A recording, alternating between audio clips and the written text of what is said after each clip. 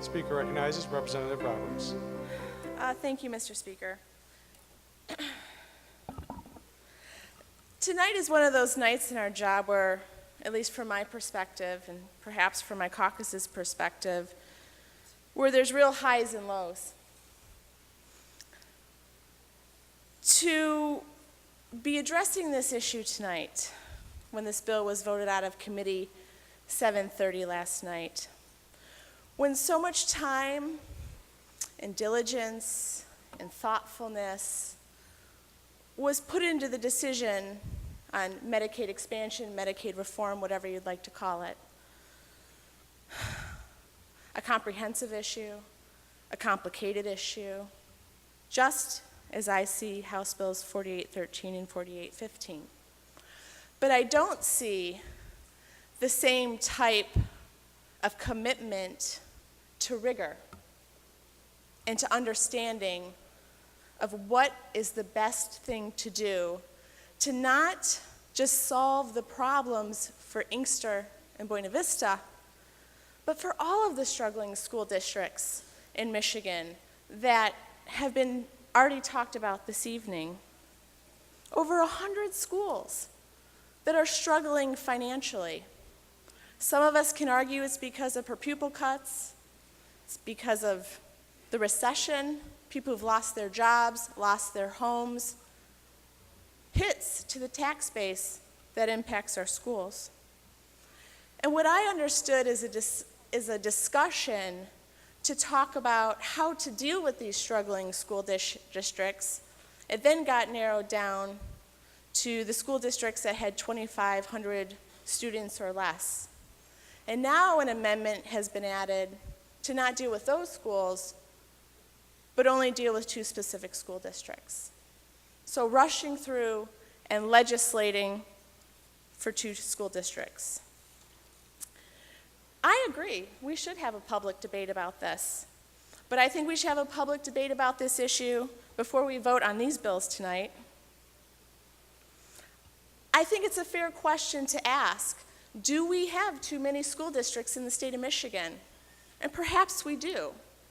But I think we really need to do the due diligence for the children and for their parents to have an honest discussion with them about the reality of the number of school districts we have, what is the best size of our school districts, and how they're going to be adequately be funded in a state that has struggled financially for many years now. The 2 districts that we're focusing on and that you're focusing on in this legislation are 2 impoverished districts, and that I have been mentioned have been hit by many factors. What I keep asking is, as the state of Michigan, is our constitutional obligation to provide education for these children, why haven't we figured out strategies or empowered the Department of Education to help these districts before they got to this point? What about that responsibility on all of us so that we don't get to these 2 House bills focusing on only 2 school districts when many school districts are struggling? Why aren't we helping them work through this? And if there is, in fact, negligence amongst administrators or school board members, why aren't we holding them accountable before we get to this point to say, you are so negligent, we're going to dissolve your school district and force you into another one? The most troubling fact of this legislation for me is that this decision is being made without the input of the parents. Imagine, all of you who are parents in this room who have children, if these decisions were being made on your behalf or for you, for your children, and you had absolutely no voice or say in that decision. I believe you would be outraged if it were your children. It was said tonight we have to do the right thing. Voting yes on these bills is the right thing to do. Well, I ask, is it the right thing to do to only target 2 school districts?